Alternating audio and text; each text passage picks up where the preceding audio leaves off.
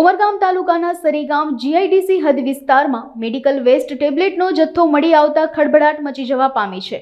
રાત્રિના અંધારાનો લાભ લઈ કેમિકલ માફિયાઓ દ્વારા આ ઘટના આચરવામાં આવી હોવાની શંકા ગ્રામજનો દ્વારા કરવામાં આવી છે।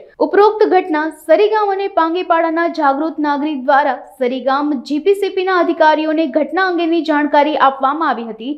અધિકારી ઘટના સ્થળ ઉપર પહોંચી તેની તપાસનો દોર શરૂ કર્યો હતો। મારું નામ કૃષ્ણા રાઠોડ છે। હું નવી નગરી પાગીપાડા વિસ્તારમાં રહું છું।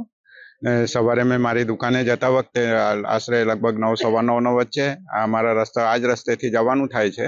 તો અહીંયા નહેરના બાજુમાં મેં જોયું બધું મેડિસિન ટેબ્લેટ જે ગોળીઓ આપણે દવાની આવે તે બધી જથ્થાબંધ એટલે 6-7 ગુણી જેવી દેખાઈ મને ને થોડીક છૂટી નીચે પડેલી પણ દેખાઈ। એ જોતા જ મને પેલું લાગ્યું, શંકાસ્પદ લાગ્યું કે મેં કહ્યું આ ગોળી કોણ નાખી ગયું છે આમ કરીને।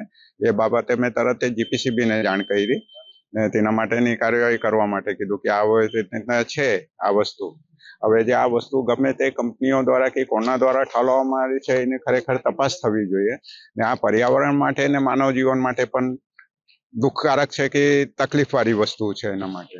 હવે આ વસ્તુઓ છે આવી રીતે અગર જો જાનવર હોય, પશુ હોય, ગાય હોય કે કઈ વસ્તુ પણ ખાઈ લે તો તે મૃત્યુ પણ પામી શકે છે કે એ છે કે અજાણ્યા કોઈ છોકરા, નાના છોકરા, બાળકો રમવા માટે પણ લઈ ગયા હોય ને ભૂલે ચૂકે જો મૂણામાં લાખી દીધી હોય તો તેમને પણ દુઃખદ પરિવાર માટે દુઃખદ ઘટના બની શકે છે। આવી રીતે આ વસ્તુઓ નહીં થવા જોઈએ। ભલે જીઆઈડીસી વિસ્તાર આવેલો છે તે આના માટે કાયદેસરની રીતસરની કાર્યવાહી થવા જોઈએ કે આવી ફરી ઘટના કોઈ દિવસે બને નહીં ભવિષ્યમાં।